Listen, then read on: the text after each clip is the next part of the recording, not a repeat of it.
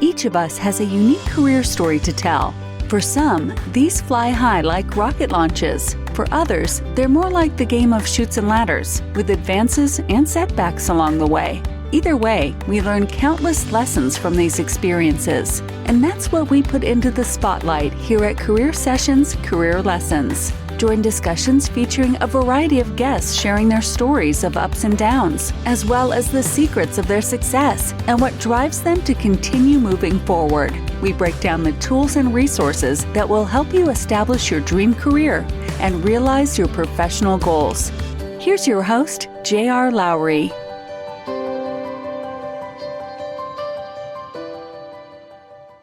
Hi, I'm J.R. Lowry, and this is Career Sessions Career Lessons, which is brought to you by Pathwise.io. Pathwise is dedicated to helping you be the best professional you can be, providing a mix of career and leadership coaching, courses, content, and community.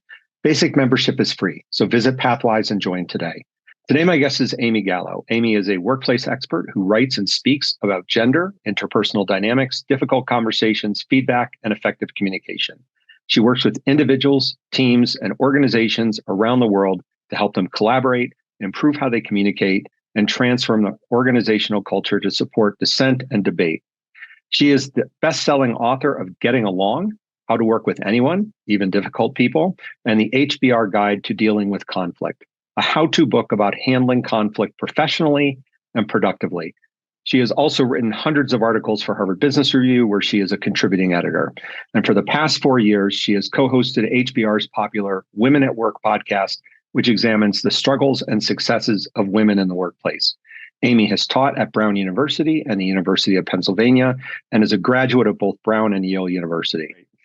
Amy, welcome, and thanks so much for doing the show with me today. Yeah, thanks for having me, JR. Yeah, absolutely. So let's start with the mix of things you're doing today. Give our audience an overview of what you're up to. Yeah, it's shifting, actually. It's interesting. I used to always say I had three things that I focused on. One is, a lot of work that I do with Harvard Business Review, originally as an editor, but now more as an author and producing content like video and co-hosting our Women at Work podcast. So that's one big chunk. I still do a lot of that. The second is speaking workshops based on my two books, the HBR Guide to Dealing with Conflict and Getting Along. And then the third was a leadership coaching practice, but I've really stopped coaching as much, and partly because the speaking and the books have really taken a bigger chunk of my time. Yeah, I mean, coaching, it gives you sort of that one-on-one interaction with people where you have a very much a kind of on the ground view as to what people are thinking about and worrying about in the work world, but it doesn't scale very well. Yeah, and I enjoy it. I actually have always really appreciated my coaching clients for exactly the reason you said. Like, I got a really insider's view of what leaders are struggling with, but I'm seeing more of that. Actually, I do a lot of talks with leadership teams. So I still get that sort of inside view, which is really helpful. And, I just unfortunately just don't have the time for coaching like I did before. I mean, even so, the speaking, the writing, the workshops, the podcast, the other things that you're doing, it's a lot. How do you balance your time? I don't. Whenever I call to make a doctor's appointment and they're like, what's generally good for you, morning or afternoon? What days of the week? I always say every week is a new hot mess. So I don't know. The truth is that I actually was in the fortunate position of taking a big chunk of time off this summer. I took 3 months off. And one of the biggest takeaways from that time was that life was still really busy, even after I removed work. And I think for me, it's not about balancing as much as like really trying to plan for the year. What am I most excited about? What am I prioritizing? And then, making good choices about what's going to be the most important thing, what's the second most important thing. And then, of course, it's a game of whack-a-mole and trying to sort it out. I'm also very fortunate that I have a really great team that works with me that really helps me. This is relatively new in the last 2 years. That just really helps me keep everything, keep all the balls in the air, basically. Did you do anything special during your time off last summer? I did. I actually went. So I took June through August off. The first month, we did a big family trip to Mozambique. I have a Nice. high school friend, actually middle school friend who lives there with her family. So two other friends of ours and my family, it was 15 of us total, Wow. 8 adults and 7 teenagers. We were in Mozambique for 2 weeks. It was an amazing sort of once in a lifetime trip. It was great.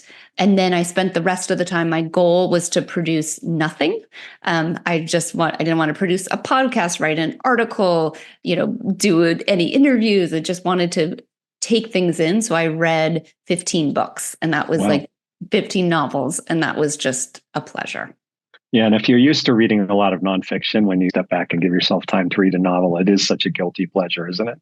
Yeah. Well, and I remember saying to my husband at one point, he's like, "Oh, you're not reading any business books." And I was like, "These are business books. Like, this is about developing empathy. And I'm looking at conflicts between characters, right? Like I think we think of, I'm an author of business books. I think of them as the things that are going to help people the most. And I'm really a big believer that fiction and studying human dynamics and human relationships is just as helpful, if not more important, for leaders."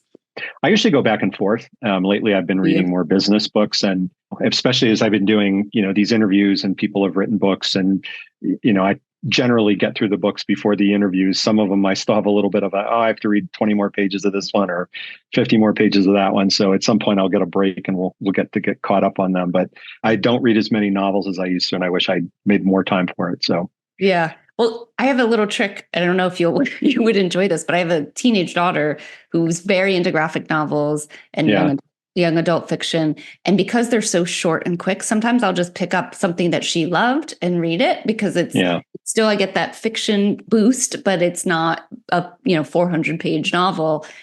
And sometimes even just reading one, I'm actually reading one now, and sometimes that actually gets me in the sort of mindset to read longer fiction. Yeah, too. It's good. Good. You mentioned a minute ago that you sort of think about the year and what you want to get done. So what are your priorities for this year as we're coming into the year? Yeah. So a couple things. I'm really focused on speaking. I've got a lot of great speaking gigs coming up. I'm traveling to LA, Aruba. I'm doing a talk at an innovation summit in Aruba, which I'm excited about. I've got Bogota and Mexico City later in the year. I'm really thinking about how to expand the industries and the audiences and the locations where I speak. So that's a big focus for me, as well as thinking about my next book. I'm not ready to talk about it, but it's on the horizon, and really very much connected to Getting Along, my latest book. But that's also a big priority for me as well this year. So let's talk about Getting Along. Came out in 2022. What was the impetus for the book, and what's its overall message? I wrote the HBR Guide to Dealing with Conflict, and I started doing talks and workshops based on that. And it's really meant to be like a straightforward, practical approach to conflict. And I was getting great feedback in these workshops and talks. But what would inevitably happen is someone would come up to me afterwards, whether it's in the elevator or maybe during the Q&A session, and say, or sometimes it was virtual, like they'd find me in the chat, and they would say, "This is great. This is super helpful, but I have this one coworker." And then they would describe someone who, like, a lot of the general advice just really didn't work with. And that was like, I started thinking, like, okay, how do I help these people? And there were patterns of the type of behavior they would describe, a lot of passive aggressive behavior, a lot of insecurity. And so, in my role as an editor at HBR, I was also exposed to a ton of research that academics are doing about these patterns of behavior and how to deal with them. So I thought, okay, can I take that research that exists and translate that into practical advice for people who are dealing with people who fit into one of these archetypes? And that's essentially how I structured the book. The book is 8 different archetypes of quote unquote difficult people. And we can talk about those air quotes around difficult if you want. But the, things like the insecure manager, the biased colleague, the political operator, passive aggressive peer, the know-it-all. And each chapter really delves into what explains that behavior, right? What would be a rational explanation for why someone would exhibit that behavior? what tactics you can use, including sample language, to try to transform the relationship. They're not going to become your BFF, right? But to transform the relationship so that it's less stressful for you. And sometimes that's about setting boundaries. Sometimes that's about nudging them into more productive behavior.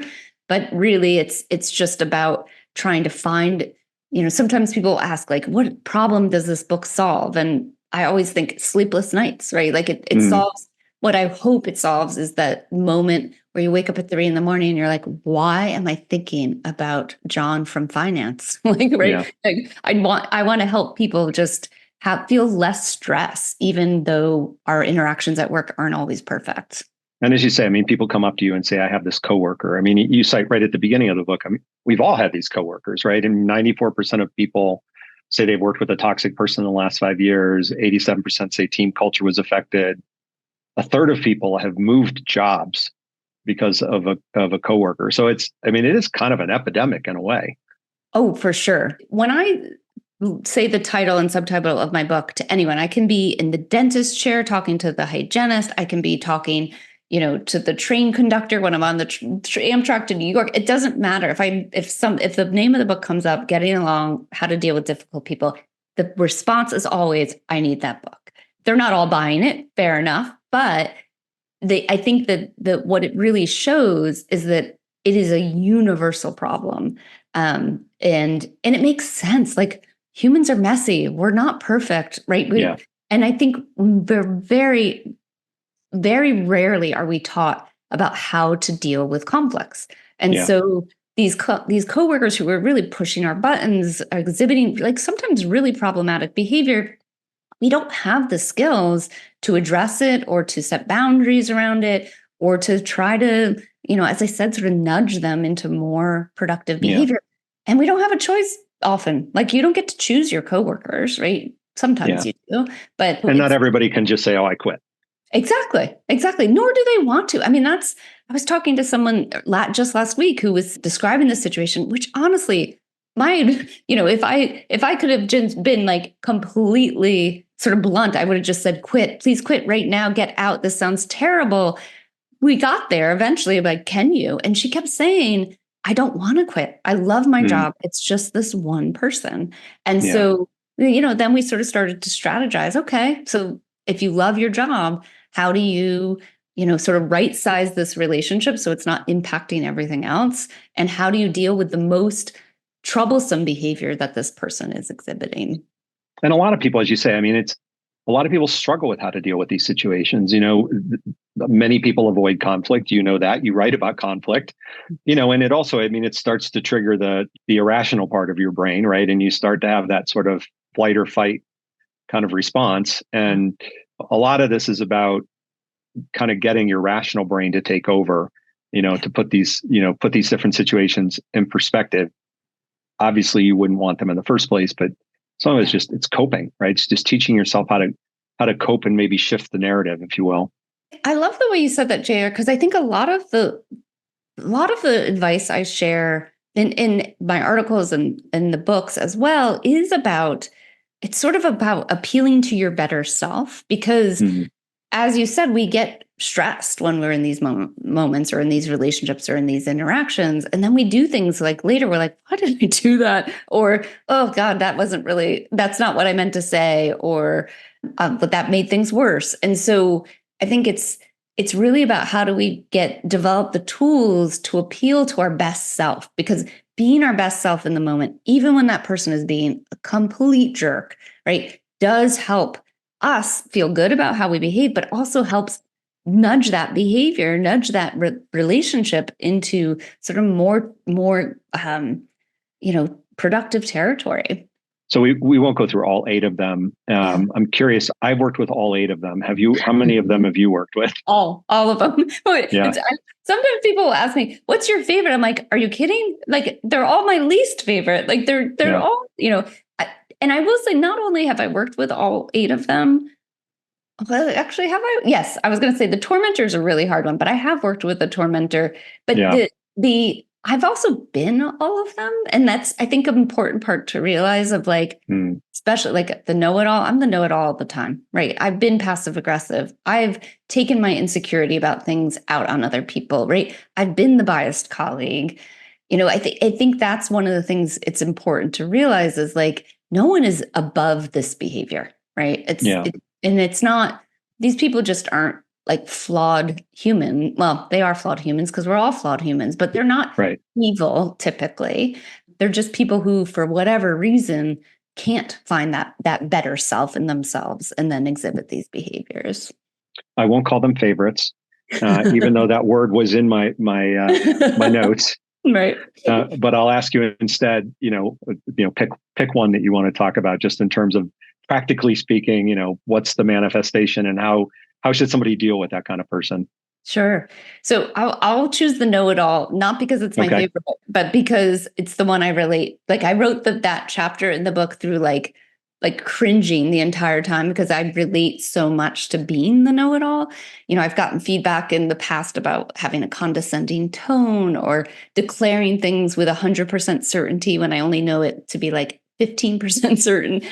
So I really relate to it. And I think it's one that people encounter a lot in part. And what explains the behavior is that we love overconfidence. We reward overconfidence, especially inside organizations, because oftentimes people are doing things that are hard to measure, like lead or manage, right? And so instead of relying on measurement, because there isn't a measurement we can rely on, we rely on their word. How good are they at it?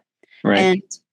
And we are all overconfident, right? One of my favorite statistics, and this is in the book, is when you ask people if they're a better than average driver, it's like 75 to 78% of people will say yes, which obviously is a statistical impossibility, right? 78% people cannot be above average, right? So our tendency to be overconfident, we tend to reward it.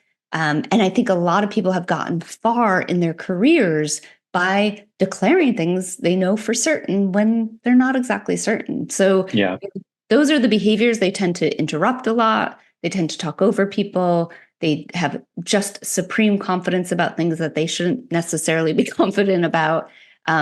They often will, when we think about gender, it's often comes into mansplaining, right? Telling someone something that they already know, but explaining it in a condescending tone. So that's sort of the description of the person. And how do you cope?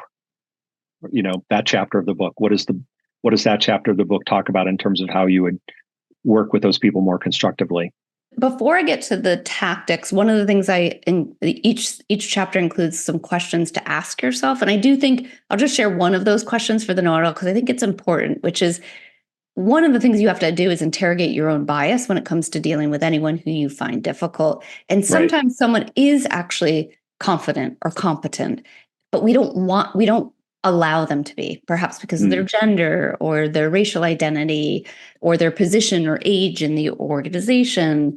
So we will often say, oh, they're a know-it-all, even when they're actually just behaving the same way everyone else is. We just don't want them to sort of own that expertise or that confidence. So that's a question you want to ask yourself. Once you've sort of interrogated that, it's chances are that person's still behavior is problematic. And a couple sort of quick tips I'll share. One is to ask for facts and data, because like I said, one of the things that they do is to declare things as, definitive, right? That product will absolutely fail. Our clients will hate this new initiative, right? They just seem so certain. And so one of the things you can do is ask them, do you have facts or evidence to back that up? Or could we run a quick experiment to be sure that perspective is true? Not that you don't want to get into a I'm right, you're wrong struggle, but just sort of inquiring. And they may say, oh no, I don't need the facts, right?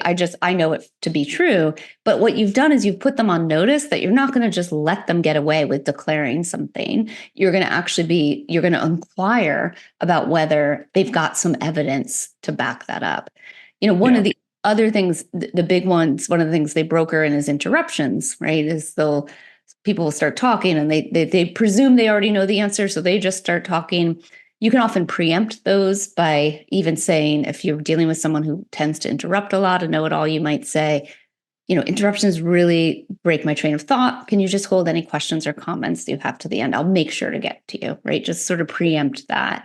If they still interrupt, you can also enlist. It can be hard. It can be awkward and also difficult to say, please don't interrupt me. Although if that's available to you, you feel comfortable doing it, by all means. But you can also enlist allies. So if you and I were in a meeting with a know-it-all, I might say, hey, JR, this colleague of ours often interrupts when I'm in the middle of my comment. If they do that, would you mind just saying, let's let Amy finish? Right. And just sort of enlisting. And sometimes you don't even have to, I might not even have to do that with you because you already notice what's going on. And so you would say, you would step in and be like, I still want to hear the end of Amy's thought. Could we do that before you start talking?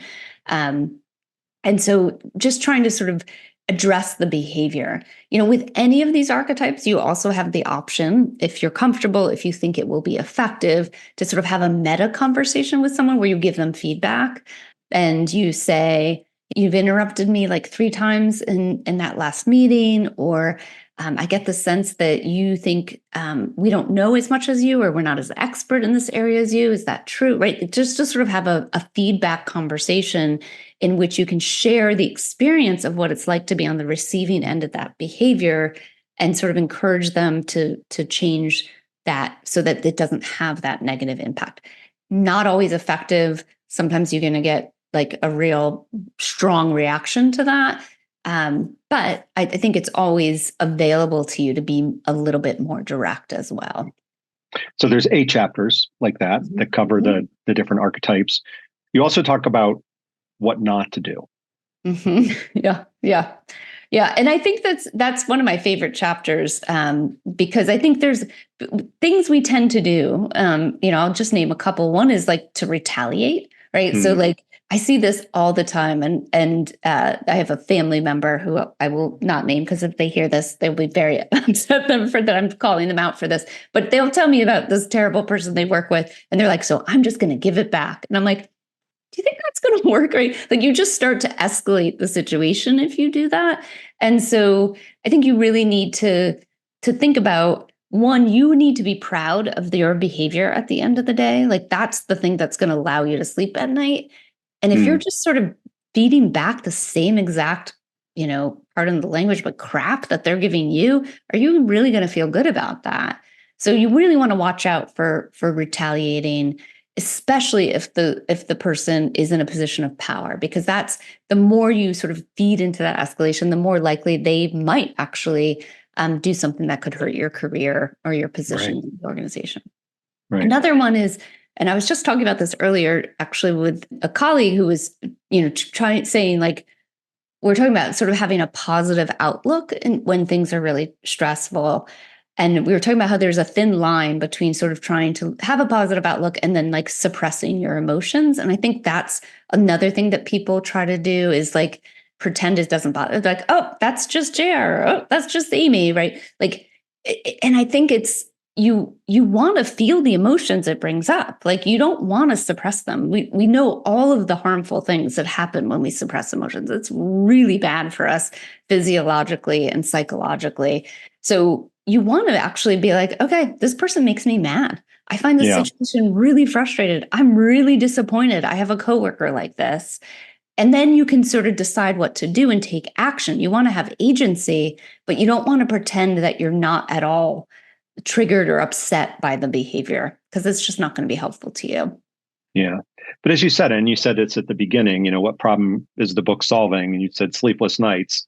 Yeah. I mean, all of this, it takes a big toll on you physically, emotionally, mentally. I know you have a chapter in the book that talks about how to protect yourself, right? And it'd be, maybe we could go in a little bit into that as well. Yeah. And I think you're right. It's, it does take a toll. And I think you want to be careful that you're not putting so much effort into this one relationship that it's hurting other aspects of your career or your work or your life, right? And I think that's one of the biggest things that people can do to protect themselves is to remember this is just one person, right? It might be 2 people, it might be 3 people, but you probably have coworkers you really enjoy working with. Yeah. spend more time with them. Spend more time thinking. And I even do this exercise. If I wake up in the middle of the night worried about a relationship with someone or thinking about someone, I'm like, no, let me think about someone I actually love spending time with, my daughter, a different coworker, a friend from college, right? And just right sizing that person's impact on your life, I think it can be really important. And that's sort of one tactic in this sort of bigger category of setting boundaries, right? So you might often, there's this concept called job crafting. Right. Amy Wisniewski at Yale writes about this a lot, is that you want to adjust your job so you're focused on the things that are enjoyable to you. Of course, there's some things you just have to do, but if you can sculpt your job in a way that you don't have to interact with that person as much, right? So maybe you focus on other projects. Maybe you decide that you don't need that weekly meeting about the project that they're involved with. You can turn it into an email update. Maybe there's someone else on your team who can take over, who doesn't find that person as frustrating as Right. you do. Just sort of trying to put space between you and that interaction. And then of course, I'm a huge fan of mantras, right? Trying to remind yourself, this isn't about me, right? This isn't, this does not, just because I can't improve this relationship or I can't make it better, doesn't mean that I'm weak, right? This is really probably about them.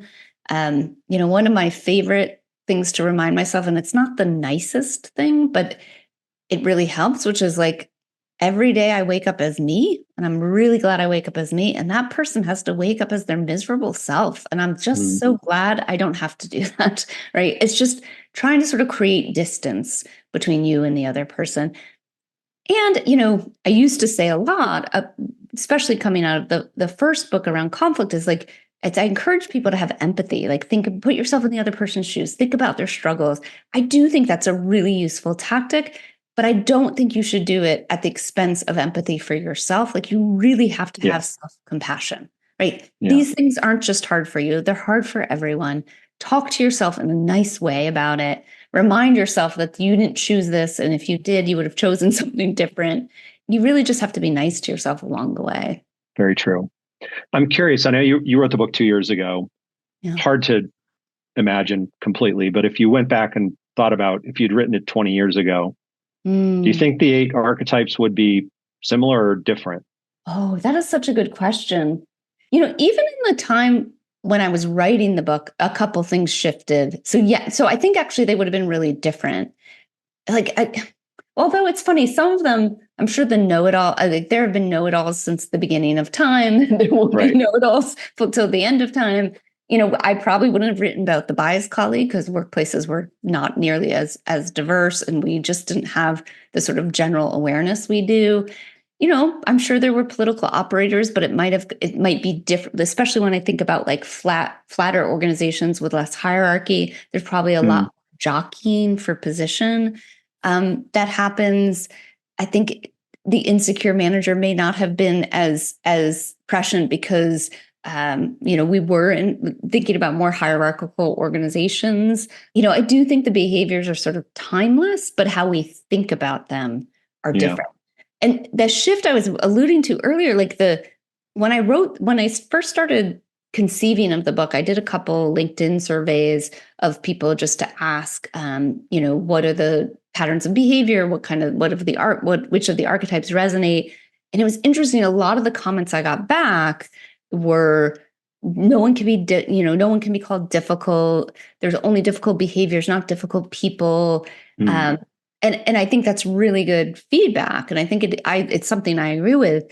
But as I was starting to promote the book, what was interesting is a lot of people took issue with that, of like, no, some people are toxic and some people, need to be, their behavior needs to be remedied, or they need to be told exactly what they think. I think there was just a lot less patience with people in that sort of shift in the last, it was like 2 to 3 years.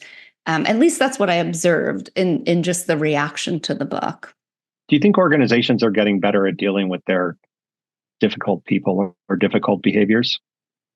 I would so wish the answer was yes. I'm actually curious what you think, because I know you work with a lot of organizations too, but in some ways I think there's I don't know. I want the answer to be yes, but I'm not sure that's true. I think we've actually, in some ways, the pendulum swings back and forth of like, fire people quickly if their behavior is problematic, or they're not fitting, or they're not succeeding, to like, oh, we got to, it's too dangerous, too many lawsuits. Like, it's just, I think it really depends on the organization.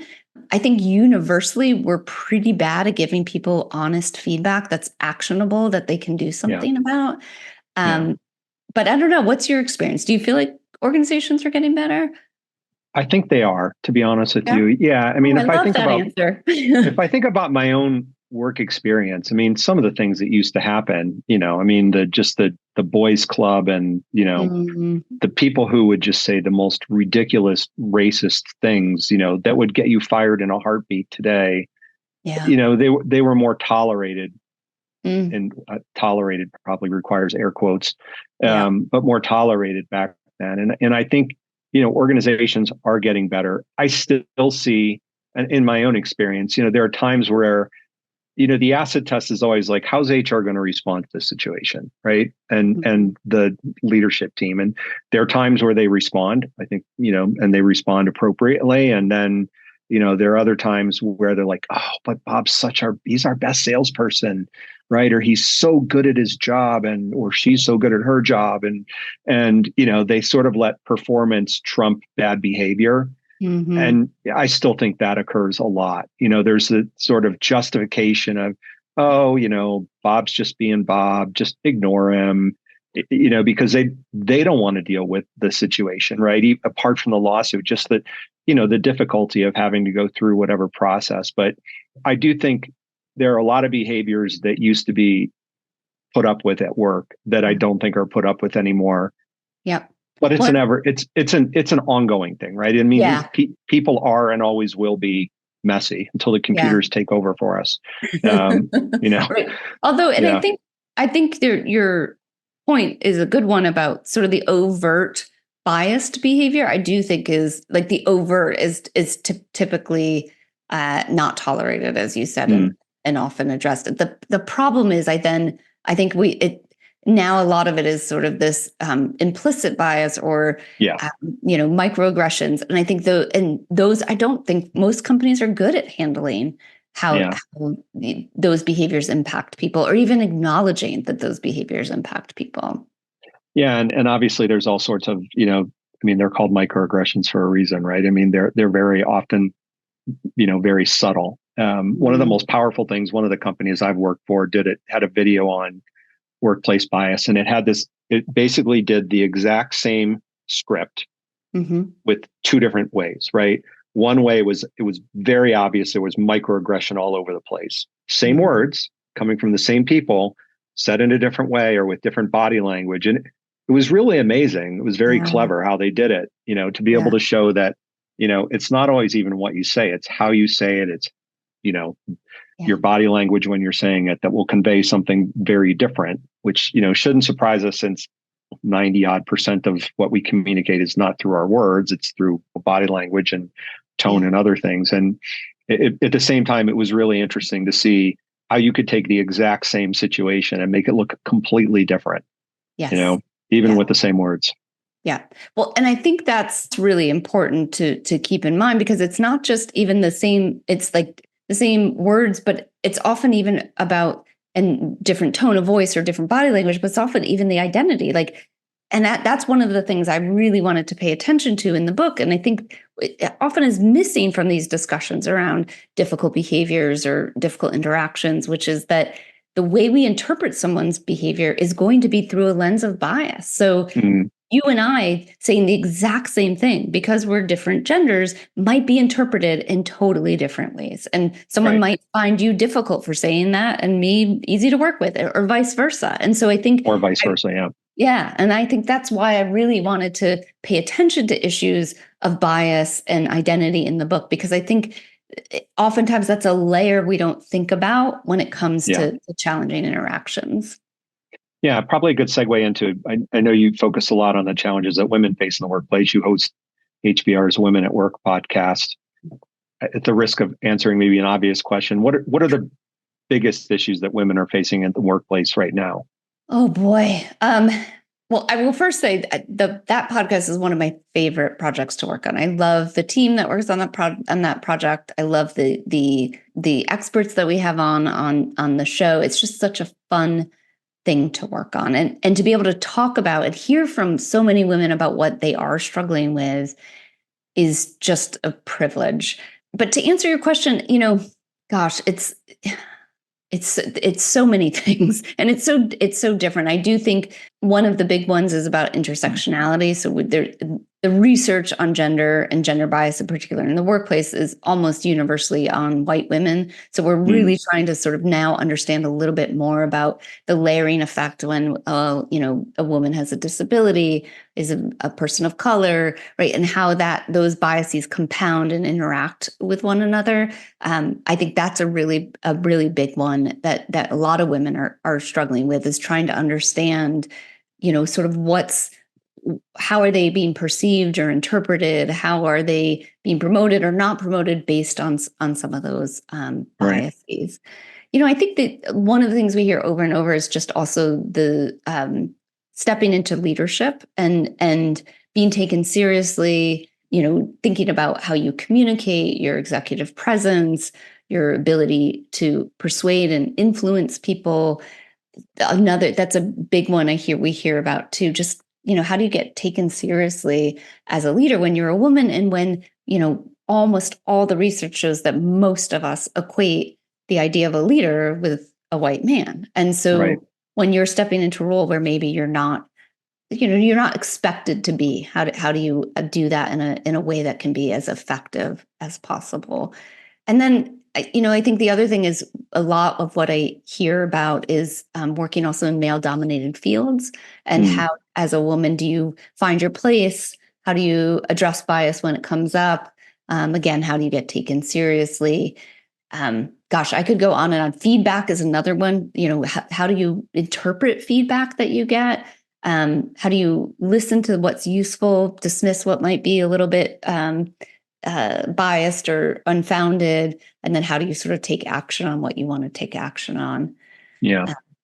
But and then there's bigger issues too, like pay gap, childcare. Like there's just we have no dearth of topics to address in that podcast for sure. Yeah, I'm sure.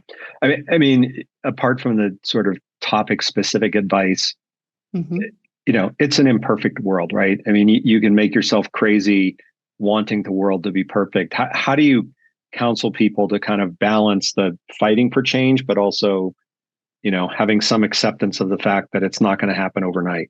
So the last episode we did for this past season, which just ended in December, it was our season 9, was it's titled Sexism is Everywhere. And it's something I've been wanting to do for a while, because we do educate people about a lot of the gender bias, about sexism, what you're going to encounter in the workplace. But as you said, you can drive yourself mad thinking about, well, was that because I'm a woman, or is that because I'm a woman of color, right? And so we brought 2 experts on who really helped us think through, what do you do with that information, right? Like if you suspect you didn't get that promotion because of some gender bias, or the feedback you gave is being influenced by someone's sort of traditional values or, viewpoints, like what do you actually do with that? And, there's no science to it, but I think one of the things we kept coming back to is it's good to question whether that's actually happening, but it shouldn't necessarily be the loudest voice in your head, because you're not going to change centuries of a patriarchy in your one interaction with your boss. And so, really trying to remember, okay, what's my goal here? What is it I actually need to get done? What's the most effective way to do that? Is it to call out this bias, which might be the answer? Or is it to try to address the specific thing going on between us? Is it to enlist help, right? Or is it to address the specific thing and then take note, or even start working, especially, one of the things we're really try to be cognizant of is that a lot of our listeners are in leadership positions. So they have the power or the authority to actually affect some of those systems. So how do you do both? How do you address the specific situation, tend to your goals, get what you need, set boundaries when you need to, And how do you sort of agitate to make sure that the systems are continually evolving? And one of the ways I do that is through the podcast, is really trying to raise these issues, trying to get us talking about what are we seeing out there? What do we experience? What does the research show about what women's experiences are like in the workplace? And how can that lead to productive change? I mean, I think it's hard because sometimes I hear some of the gender bias, especially like when I think about like conflict and communication. One of the things we know from research is that women tend to be punished for being agentic. I mean, that's the sort of academic term, but being assertive, advocating for ourselves, right? So does that mean we shouldn't, right? Like you can get really paralyzed of like, well, if that's the research, what do I advocate for myself or do I not? And I think it's helpful to know that that's the research, yes, right? But then, okay, but what's the most effective thing to do in this situation? I think is really the question I try to ask myself. And what about for the men who want to be helpful on this topic? Well, listen to the podcast. First of all, it was funny. I was talking to a couple the other day, a man and a woman, and she said, "Oh, you host this podcast." And he said, "Oh, you should listen to that," to his wife. And I turned to him, I said, "No, you should listen to it." I do think trying to educate yourself just on what the experience of being a woman in your specific workplace is like can be really helpful. Being aware of the research around gender bias, and just, ultimately really trying to advocate. Like, I think there's a lot of noise about like just trying to treat people equally. I think, of course, that's our goal, but you also have to remember when it comes to gender, like in most workplaces, women are having to work a little bit harder to reach the same levels. So like, how can you sort of try to level that playing field in whatever your purview is, right? You may not be a CEO, but like on your team, is there ways that you can run your meetings so they're more equitable? Are there, new criteria you can put in place for promotions that make sure that everyone is getting equal chances at opportunities and bias isn't coming into play? Or hiring, right? Choose whatever something is that's within your job description. How can you focus on that thing and try to make it as equitable as possible? You do a lot of writing for the HBR. You were a contributing editor at one point, as you mentioned. What's your sense of what's going on in the world of work more broadly? What are the hot topics at the moment besides artificial intelligence? Oh, you took my answer right away. I mean, it's AI, it's AI, it's AI. My work at HBR is really focused on this section of our content called You and Your Team. So it's really the practical interpersonal. How do you manage yourself? How do you manage your team? So that's one thing I'm really focused on. But in that world, and one of the things we're hearing about a ton, of course, is just the continued hybrid work, remote work, the struggle. Do people go back to office? Do not? What does the data actually say about whether you need to be or not? That's really an ongoing conversation. Conversations around DEI are also still really big. And just, there was a lot of, especially in the wake of George Floyd's murder, there was a lot of discussion around like how the business case for DEI, why we need to do this. And I think we're now getting to the place where we're like, okay, but what works, right? Like, how do we actually make sure we're doing things that are effective, that are not virtue signaling, that are not just a corporate initiative that gets forgotten in 6 months? So that's another topic that comes up a lot. I learn a lot from what gets submitted to HBR. I serve on one of our pitch teams around the You and Your Team content. So I get to see a lot of what authors and experts are thinking about and hearing about, as well as practitioners. A lot of people who contribute to HBR, leaders in organizations. And so that I'm always curious what's on people's mind. A lot of people are thinking about hiring right now and retention as well, equitable hiring. I mean, I could list many, many more topics, but those are sort of the ones that come top of mind. I'm curious, what are you hearing as sort of the most pressing business topics in your work? Well, certainly, I mean, some of the ones you mentioned, right? AI for sure. Yeah. Diversity is always a topic. Remote work, hybrid work, the sort of the trade-off between, I'll say the personal benefit for people who feel like they're individually more constructive people who feel they're more individually productive at home versus the idea of collective productivity, right? Like, how do you train a new person how to do their job when there's not a place for them to learn. Yeah. And that's a bit of that trade-off. The economy is always a factor, and just dealing with, I work in financial services, so volatility in the markets and the geopolitical conflict and how that's impacting the markets and affecting things like unemployment and inflation, and all of those kinds of things are certainly very top of mind. I think in general, people are more students of what's going on in the work world, I think, than they used to be. You don't have to go to business school necessarily, to really get that sort of grounding in things. And so I hear there's a lot more awareness around, some of the things that you and others write about, right? That whereas, business books are a relatively new genre in the scheme of things. And so, as the thinking in academic and other circles has evolved, I think, the business world is taking more and more of this in, and, it just sort of in some ways accelerates learning for organizations. One of the other things that I see going on in the UK is there's a real thought of creating programs that essentially eliminate the need to go to university, to college. And so the idea is that you would come in as an apprentice straight out of high school.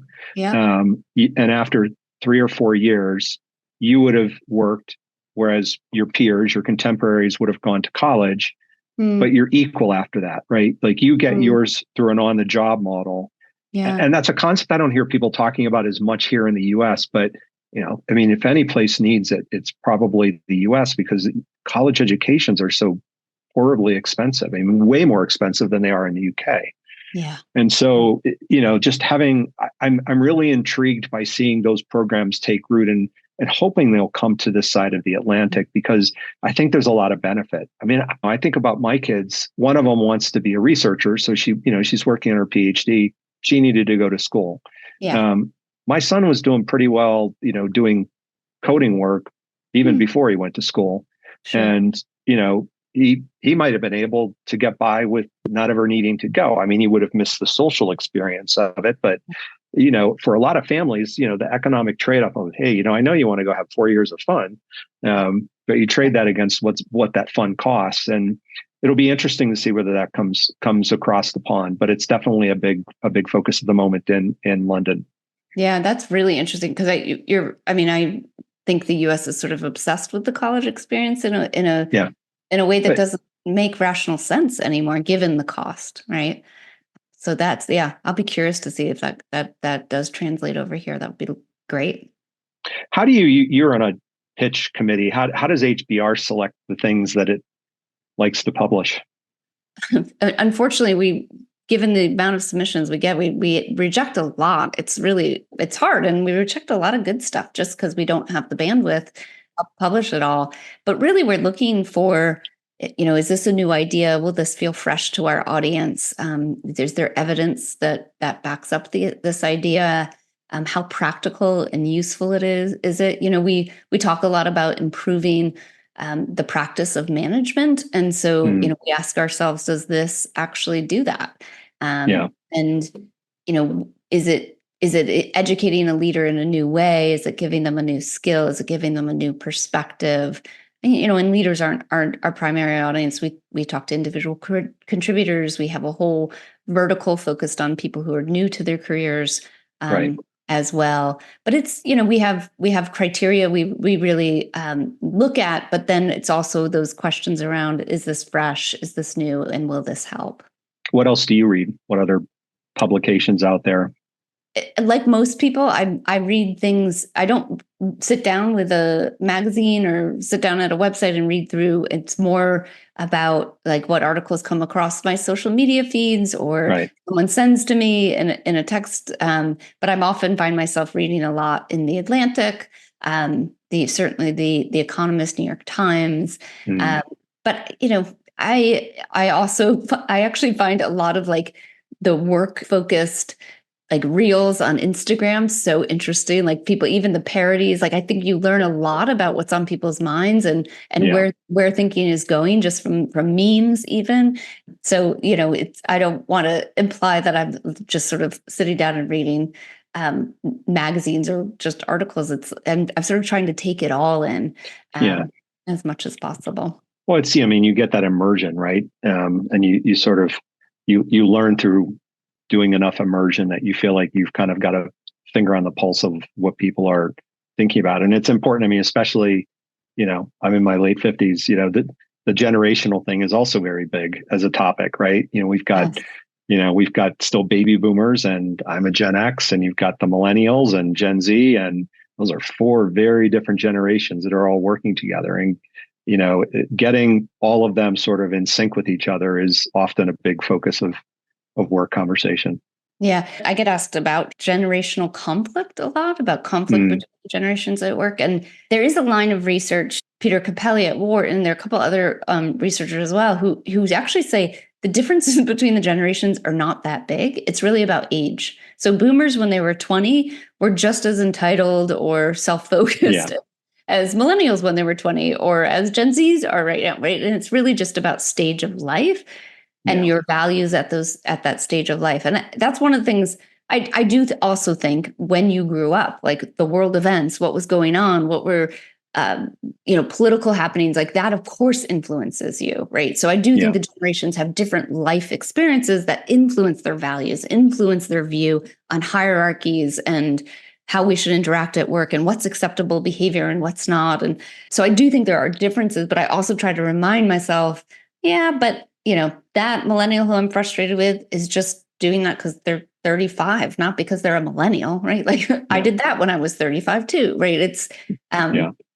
So just sort of trying to remember, as much as we have our differences, there's also some similarities. Yeah. Last question, I guess, sort of related to age. If you could go back and give your younger self some career advice, what advice would it be? Worry a lot less. It will all happen.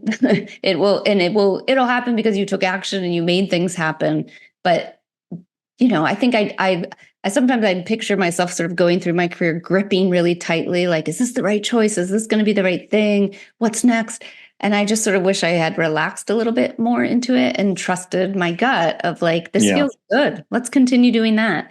Oh, this doesn't feel good. Let's switch. And it's one of the things I do try of a teenage daughter who I really try to just say, like, and people, because she's starting to think about college, people are like, well, what do you want to study? I'm like, no, maybe she has interests, but those things are going to change and evolve. And I just think that I wish I could go back and tell my sort of 25-year-old self, like, trust me, good stuff is coming. Just sort of keep working hard, keep following what is interesting, and follow people. I mean, I think that's the other thing we really have this individual focus of a career of like, what do I want to do? What do I want to accomplish? And so much of what I've been able to achieve has been in collaboration with other people. So like surround yourself with like really interesting, awesome people, and trust me, good career stuff will come from that. Yeah. And then kind of let the wander happen, Yeah, exactly. Yeah. And the wandering feels terrible because everyone wants to know exactly what you're doing next and what's your 5-year plan and blah, blah, blah, blah. It's like quiet that noise. And just like you said, just wander. Yeah, exactly. Yeah. Thank you for doing this with me today. Thank you. This has been a really fun conversation. Yeah, we didn't get to workplace conflict. Maybe at some point we can come back and talk about the HBR Guide to Conflict, which you literally wrote. You wrote the book on conflict, so to speak. But I appreciate we covered a lot of ground today. So, and I obviously wanted to spend time on getting along since it's been so well received. So yeah, thank you. Yeah, no, this was perfect. So thanks. Yeah, good. All right. Well, have a good day. Thank you. You too, JR. I'd like to thank Amy for joining me today to discuss her work, her book, Getting Along, her thoughts on the challenges that women face in the workplace, and a little bit about the work that she's done with Harvard Business Review. If you're ready to make the most of your career, visit pathwise.io and become a member. Basic membership is free. You can also sign up on the website for the Pathwise newsletter and follow us on LinkedIn, Facebook, YouTube, Instagram, and TikTok. Thank you. Have a great day. Thank you for listening to Career Sessions, Career Lessons. We hope the nuggets of wisdom shared today help guide your path to the successful career of your dreams. This podcast series is part of Pathwise.io, which is here to help you live the career you want. We provide a comprehensive mix of career and professional development events, insights, tools, and exercises backed by a group of leading coaches and other career management experts. If you aspire to something more or just something different in your career, join us at pathwise.io. You can find us on LinkedIn, Facebook, and Twitter. See you again on the next episode.